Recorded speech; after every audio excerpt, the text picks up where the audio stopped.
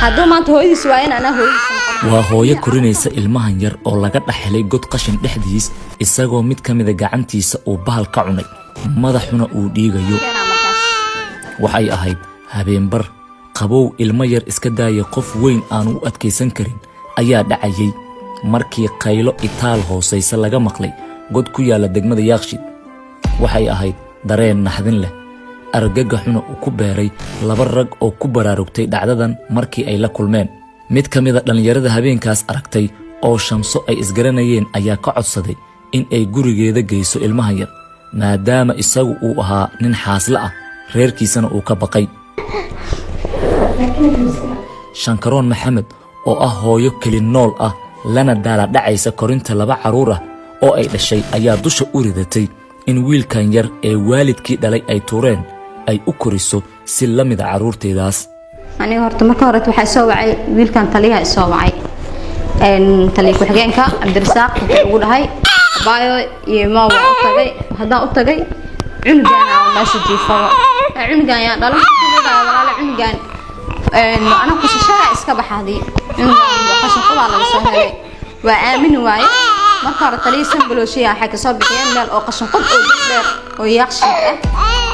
iyadoo aan dhalin wiilkaas yar haddana waxaa hogaaminaya gabadhan dhalinyarada ah dareenka waalidnimo kaasi oo sabab u noqday in dhiig iyo dhuuxba ay u shubto ilaa iyo 5 hospitaal ayay geysay si xaaladiisa caafimaad loo hubiyo wiilkaas yar iyadoo aysan cidna ku taageerin dhaqaal ahaan waxaa ka mid ah isbitaaladaasi Yaardamaali halkaas oo sheekada ay hooyo Shamso kala kulantay ay ku noqotay mid dhakafaar ku beertay maamulka hospitaalkaas ayaa u sheegay in wiilkaasi yar ee hooyo Shamso ay wado faylkiisa bukaanjiif uu ka furnaa isbitaalka muddo koobanna ay kula jireen isbitaalka laba dumar sida ku cad sawiro si qarsoodi ah aan ku helnay 22kii bishii 3 2020 ayaa isbitaalkaasi la dhigay wiilkan yar oo markaasi jiray 3 bil mana ku cad hooyadiis marka laga reebo magac aabe oo aan xaqiijin karin oo la siiyay waxaana sida ku cad sawiradan qarsoodida ah ee aan helnay ay muujinayaan in wiilkan la yiraahdo Xuseen Maxamuud Cali taleefanka ku diiwaan gashan ehelnimada ayaan isku daynay in aan wacno hase ahaatee waa mid isku qasan lana isdaba mariyay tani oo meesha ka saartay in aan ogaado sax ahaanta taleefankan iyo qofka iska leh isbitaalka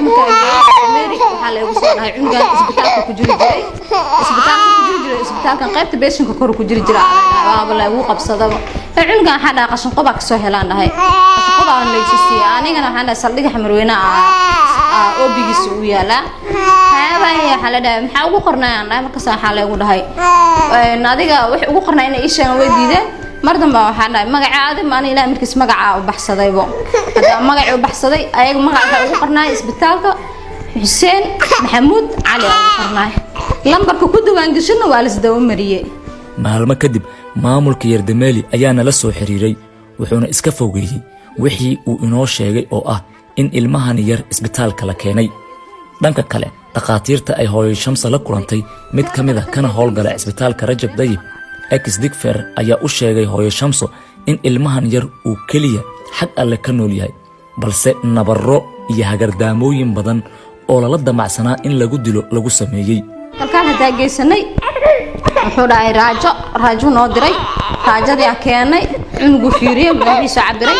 wada cunugan markiisa yar markii dhalanaya biro lagu soo qabtay bas hadii biro lagu soo qabtay wuxuu yiraahdeen baxa waxa isbitaal kaamil taga waxa ka soo saartiin u dhahay iskaan waa baxna isla markii isbitaal kaamil tagnay 5 saacad habeenimo بعد لها بحنا لبس عمل عشيه وحكنا ما نشان سحبين ما إسكان كان نور سارة وحيرا دكتورك وفعين دكتورك إذا صادر من مراقشان وعنقان قرشيس أوكي واي واحد بأوقة ونماله ما ضح يرموجي وحكى له أوقة وماله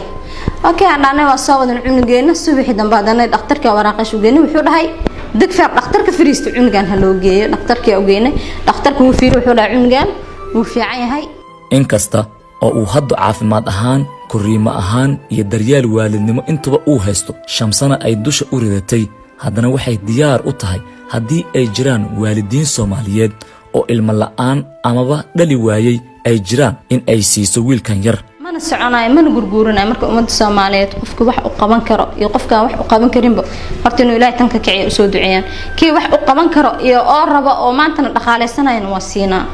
oo waliba aan ku aamin qaba markasta ku soo fiirinayo ku soo salaamayo soo arkayo cunugii inkasta oo ay hadalkan tiri iyada oo beerkeedu uu damqanayo kana muuqato wajigeeda daryeelka waalidnimo iyo jaceylka ay wiilkan u qabto fadlan ka qayb qaado caawinta iyo u gurmashada wiilkan yar ee ay gacanta ku hayso hooyadan Soomaaliyeed ee Shankaroon kala xiriir oo wac taleefanka Shankaroon adiga oo caawinaya wiilkan haday ahaan lahayd korintiisa iyo daweyntiisa